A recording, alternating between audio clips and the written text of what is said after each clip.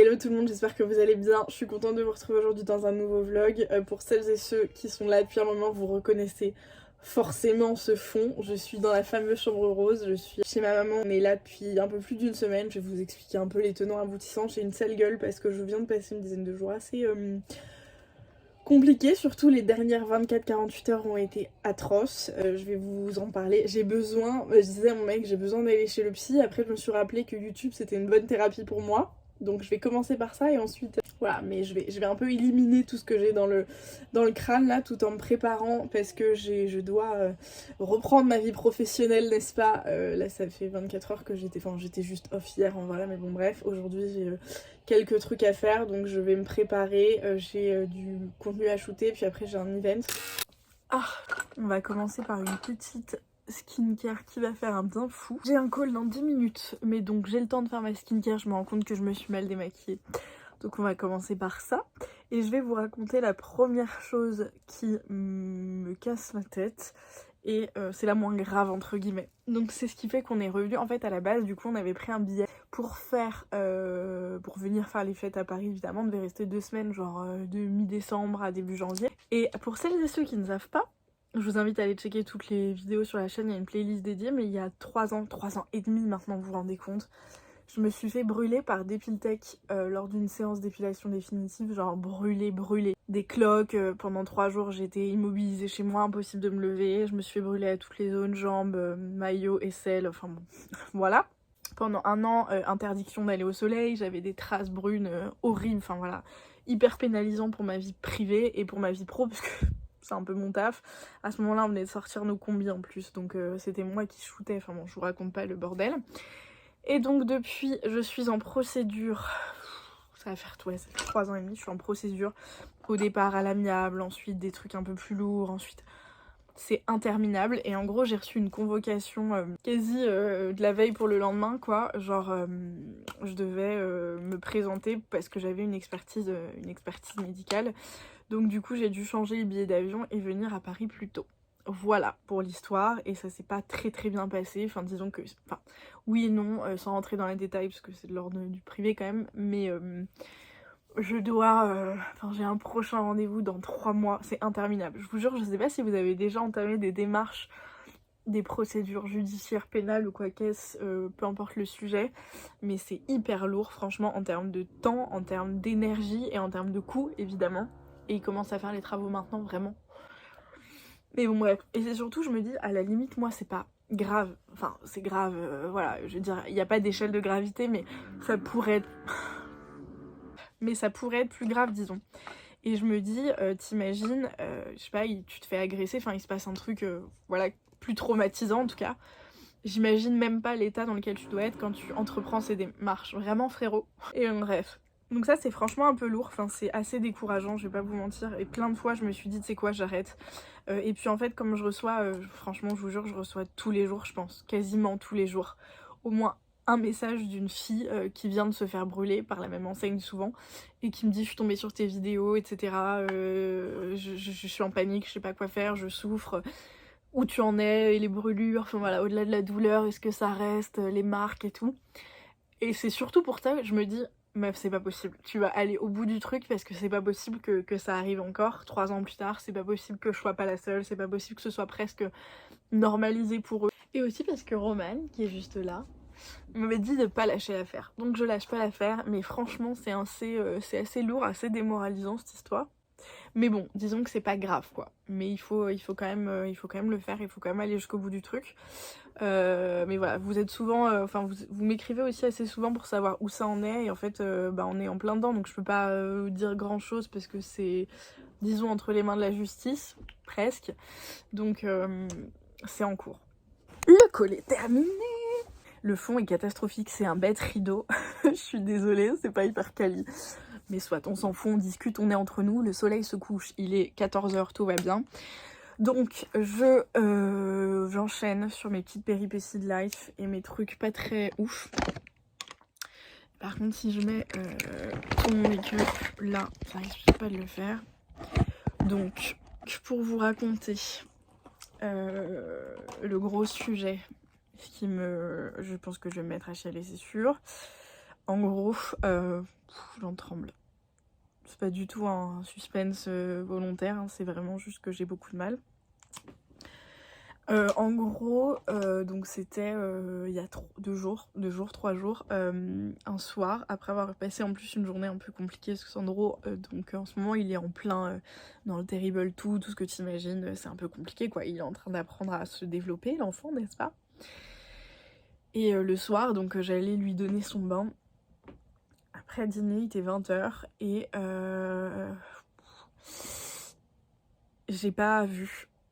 Fatigué, j'ai pas vu. Il avait son doigt sur la porte, enfin dans le truc de la porte, et j'ai fermé la porte. J'ai envie de crever en disant ça. Donc on peut se dire, oh bah ça va, il s'est juste coincé le doigt dans la porte. Sauf que il se met à hurler, et moi le temps que je rouvre la porte et que je me rende compte que son doigt était bloqué, je prends son doigt, qui était qui était non seulement en sang, mais qui était plus que coupé, quoi. J'ai cru qu'il était complètement coupé en deux. Enfin, c'était horrible. Donc je me mets à hurler. Premier réflexe, débile, je me mets à hurler. Donc là, en ce moment, on est chez ma mère. Donc il y avait ma mère et Romane. Heureusement, sans que j'étais pas toute seule, parce que je pense que Romane me dit t'aurais géré toute seule, t'inquiète pas, mais j'ai l'impression que non.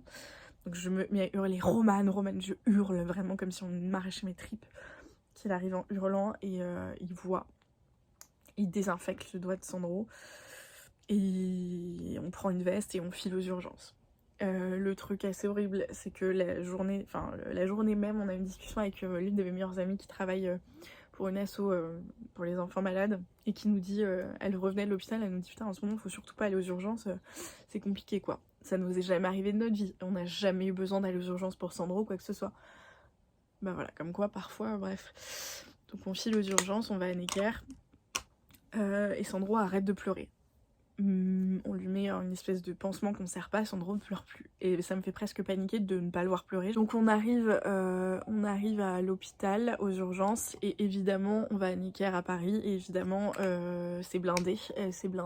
Il y a 8 heures d'attente en médecine générale. Moi c'est la première fois de ma vie que je vais aux urgences, non c'est la première fois de ma vie que je vais aux urgences pédiatriques et la deuxième pour, bref j'ai des souvenirs atroces. Elle nous dit ok pour la chirurgie orthopédique c'est 1 à 2 heures d'attente. Il finit par se faire, il passe et il y a un seul parent qui peut y aller évidemment. Donc c'est Romane qui va parce que c'est lui qui a le plus de sang-froid et c'est lui qui est le plus utile dans ce genre de situation, parce que moi je vous dis j'étais un déchet quoi, j'étais en train de chialer, enfin pas devant Sandro mais je retenais mes larmes à fond quoi, et je servais à rien, j'étais pas capable d'enchaîner un mot sans avoir envie de crever, enfin voilà.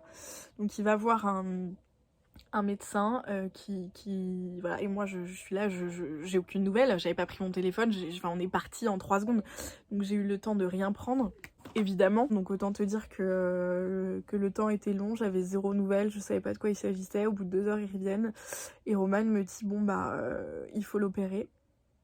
Mais on peut pas l'opérer cette nuit parce que en gros il a mangé, donc anesthésie générale & co. On rentre à la maison, ils nous disent bah en gros ils ont refait un pansement à Sandro, donc ils disent bon bah voilà vous le faites manger, vous le faites dormir et puis demain on vous appelle à la première heure pour bloquer un rendez-vous quoi. Donc du coup on rentre, moi la culpabilité à son max, à son sommet, vraiment. C'est moi qui ai fermé la porte, donc c'est ma faute ce qui se passe, c'est ma faute tout ça. Donc voilà, je dors avec mon fils, je dors entre guillemets, je suis en PLS, je flippe, voilà, et puis le lendemain matin, première heure, ils nous appellent et ils nous disent voilà, c'est telle heure et puis il va se faire opérer et tout. Autant vous dire que quand votre enfant a 2 ans et qu'on vous parle d'anesthésie générale, de je sais pas quoi, du jour au lendemain, sachant qu'on a fait 0 test, 0 truc, on a vu aucun anesthésiste, donc voilà, qu'on y retourne, on fait toutes les démarches, voilà, et puis on passe la journée à l'hôpital. Il nous explique rapidement ce qui se passe, comment ça va se passer, pourquoi on l'habille. Il y a toujours un seul parent qui peut l'emmener, donc il part au bloc. Romane et moi, c'est toujours pareil, je suis toujours pas en condition, donc c'est Romane qui l'accompagne au bloc. et qui rencontre les médecins et tout, et moi pendant ce temps j'attends, et voilà, ensuite ça dure 1 heure, et il nous appelle, et c'est pareil, toujours un seul parent, et bref. C'est horrible, horrible, horrible, horrible, genre vraiment atroce, de voir la chair de sa chair comme ça, enfin c'est atroce, et de se dire, surtout, que c'est genre sa faute en fait, c'est genre ma faute, c'est genre à cause de moi. Donc il y a ce truc qui part pas, au final tout s'est bien passé, Dieu merci, et comme je dis, je relativise à fond parce que j'étais à l'hôpital, et qu'il y a des enfants qui ont des choses bien plus graves, et que il faut relativiser, parce que c'est pas voilà, ça arrive, et tout le monde me dit ça arrive machin et tout, mais c'est horrible quand c'est ta faute, c'est horrible, et surtout c'est la première fois de ma vie où je savais pas de quoi il s'agissait. Enfin, je veux dire, c'est plutôt, je pense, l'opération en elle-même et tout, et l'anesthésie générale avec ce que ça comporte comme risque pour un enfant de 2 ans qui fait flipper, en fait. Moi, j'étais flippée. Je tournais en rond, enfin, vraiment, c'était atroce. Et puis voilà, je me suis dit, c'est ma faute, c'est à cause de moi, et ça, c'est horrible. Donc voilà. Donc, Sandro s'est fait opérer. Ça s'est bien passé, on doit y retourner dans 2 jours, il va y avoir des contrôles, et il en a pour un petit mois. Donc je sais que c'est que son premier bobo entre guillemets, mais c'est quand même un gros bobo quoi, pour un premier truc. Ils lui ont fait un truc, je veux même pas vous en parler, parce qu'à chaque fois que j'en parle à quelqu'un, les personnes sont à 2 doigts de tourner de l'œil. Enfin vous doutez bien que s'il faut une anesthésie générale, c'est parce que ce qu'ils ont fait c'était pas la folie quoi. Donc là, il peut plus utiliser sa main, il a un giga bandage, il a des médicaments et tout ça. Le soleil se couche vraiment, il est 14h. J'avais pas envie d'utiliser mes éclairages artificiels, parce que je me suis dit, bah non, quand même pas à 14h, mais ouais. Bah si, en fait, c'est l'hiver. Horrible, putain, horrible. Et là encore, enfin, je vous dis, je pense que je vais culpabiliser toute ma life, quoi. Je sais pas s'il va garder des traces ou pas. Mais voilà. Et aussi, un point, mais mon Dieu, mais soutien, mais reconnaissance absolue auprès du corps médical qui, ils ont des moyens mais catastrophiques, franchement ça fait de la peine quoi. Et ils font ce qu'ils peuvent et ils s'en prennent plein la gueule, c'est compliqué je pense à gérer pour eux.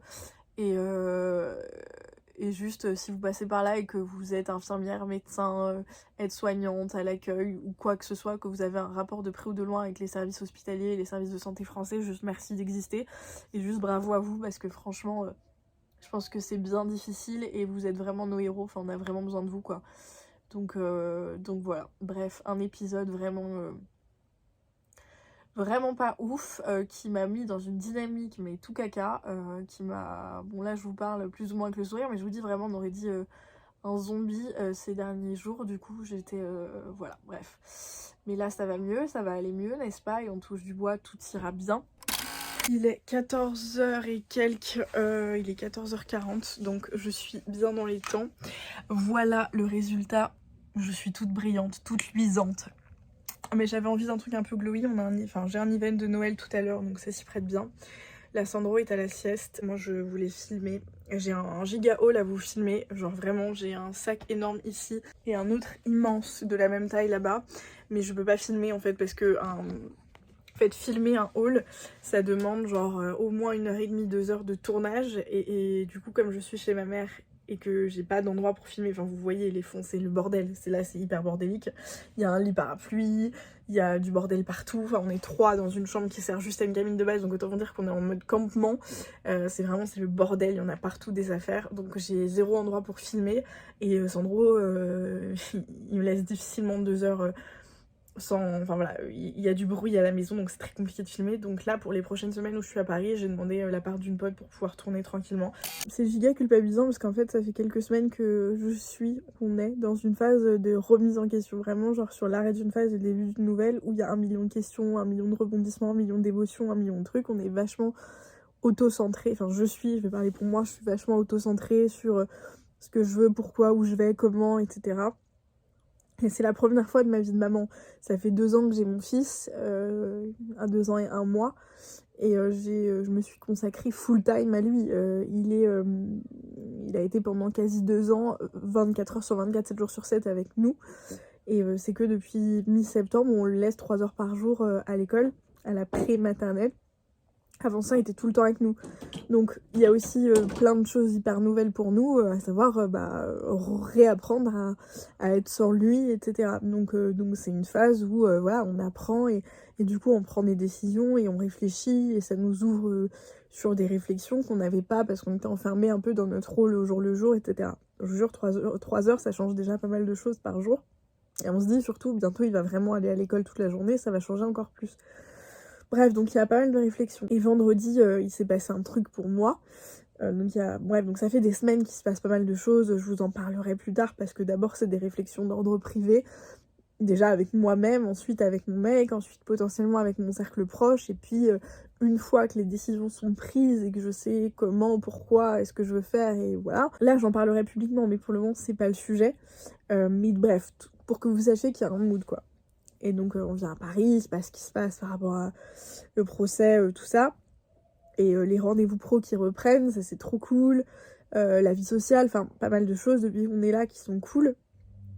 Et vendredi, il se passe un truc pour moi assez surprenant. Je vous ai dit, ça fait quelques temps que je m'intéresse un peu à l'astrologie. Je me renseigne vraiment depuis quelques semaines. Et j'ai fait la lecture de mon thème astral vendredi matin. Donc vous y croyez pas, enfin c'est hyper factuel, hein. C'est genre la position des planètes quand vous êtes né.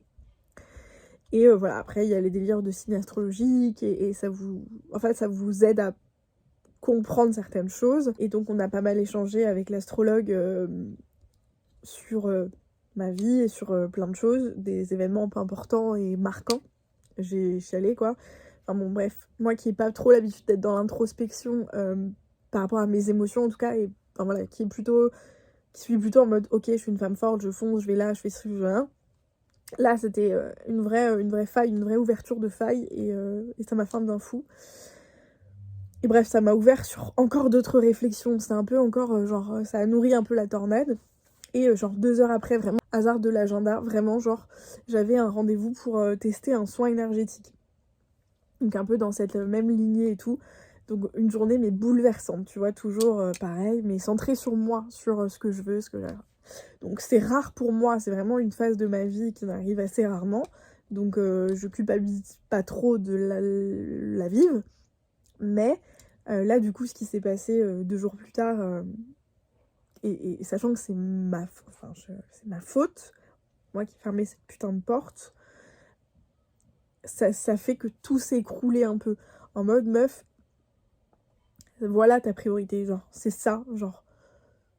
Et du coup, c'est hyper compliqué avec moi parce que c'est souvent tout ou rien. Et du coup, sachant que j'étais en train d'essayer de trouver un équilibre, là, ce qui se passe, je me dis, est-ce que c'est un signe? Est-ce que c'est en mode meuf, juste concentre-toi sur ton fils et le reste, on s'en fout et on verra plus tard. Sachant qu'évidemment, c'est toujours ma priorité, mais là, ça m'a mis une giga claque. Vraiment, ça m'a mis une énorme claque. Déjà, de base, pour l'action et pour ce qui s'est passé. Pour la frayeur, franchement, je vous dis, j'ai vraiment eu peur. J'ai des larmes incontrôlables, des crises enfin vraiment une émotion que tu peux pas contrôler. Donc ça m'a vraiment fait peur pour lui. J'ai eu mal physiquement, tu vois, genre pendant 2 jours, là, j'étais endolorie physiquement. Et mentalement, c'est très compliqué parce que j'ai une culpabilité immense. Bref, et tout ça, je me dis, meuf, est-ce que... je réfléchis trop. Mais c'est un problème de meuf, quoi. Putain, mais arrêtons un petit peu, juste. Du coup, je réfléchis encore. Je me dis que faut pas juste lâcher prise et... je sais pas. Je sais pas, mais juste, je suis complètement bouleversée, quoi. Et c'est pareil, je me dis, putain, mais meuf, t'imagines les parents qui vivent des choses tellement plus dures, qui ont des enfants malades, je vais chialer. Si c'est votre cas ou si vous connaissez quelqu'un qui vit ça, mais juste... je vous envoie mais tout mon courage, vraiment. Pour les sujets plus graves, je me dis juste, mais je pourrais jamais avoir le courage d'affronter ça quand je vois ma réaction pour ça, quoi. Vraiment, vous m'auriez vu, je pense que c'était presque hilarant, tellement... je sais pas contrôler ça, alors que... Enfin, c'est la première fois, en fait, où je suis confrontée à un truc comme ça. Et en fait, non, maintenant que j'y réfléchis, j'ai vu mon père... j'ai perdu mon papa, j'ai connu la maladie avec mon ancien mec. Pourquoi je réagis comme ça alors que avant j'étais hyper forte et hyper pleine de sang-froid et de pourquoi maintenant c'est tout l'inverse quoi? Pourquoi maintenant je me laisse déborder? Est-ce que c'est mieux? Est-ce que... Je sais pas. Mais bref, quoi qu'il, comme quoi on évolue tous dans notre vie et comme quoi y a rien qui est figé. Bref, je vais bosser un peu et après je vais filer à mon event. Il neige dehors, genre les gars. Et puis ce soir c'est France-Maroc. Au moment où je posterai, on saura déjà peut-être qui a gagné la Coupe du Monde, mais c'est un vrai sujet cette Coupe du Monde, c'est complètement n'importe quoi. Bref, allez. Maman elle doit juste prendre ses écouteurs. Parce que en fait toi tu vas avec papa et maman elle va de son côté mon cœur. Toi tu vas sortir avec papa. D'accord, d'accord. Oui. Est-ce que je suis la seule, genre quand j'étais petite, et encore aujourd'hui, je faisais pour avoir la fumée, pour faire genre je fumais, c'était stylé alors qu'en fait c'est dégueulasse de fumer. Qu'est-ce qu'on est con. T'as pas pris des chats? Non. Alors Roman pense qu'il est encore à Tunis, il sort en jean troué. Non, faut que je montre. Donc il fait -2 hein, au sens propre, c'est pas une expression. Et voilà comment Roman sort. Et même tes chevilles, regarde moi je suis en hug, je suis en 0 dégaine, mais au moins j'ai chaud.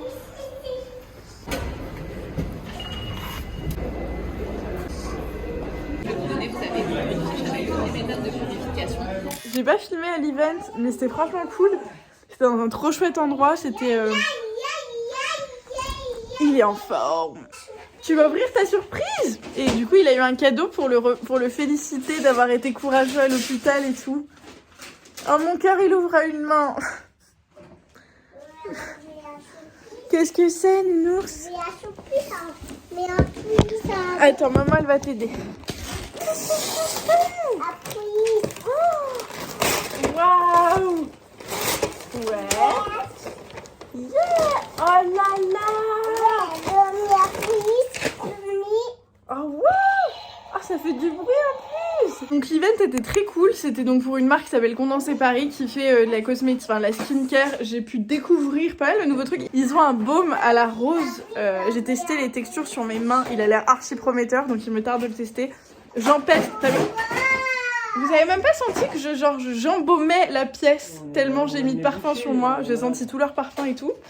Et ensuite j'ai rejoint les garçons, c'était franchement un cool event. J'ai rejoint les garçons, là il est 19h30 donc on va dîner, coucher la bulle et regarder le match, rien d'extraordinaire. J'espère que cette vidéo très joyeuse, n'est-ce pas, vous a plu. Merci d'être resté jusqu'au bout et promis pour la prochaine vidéo c'est une vidéo plus futile et plus joyeuse. Mais j'en avais besoin là, voilà. Gros bisous, ciao.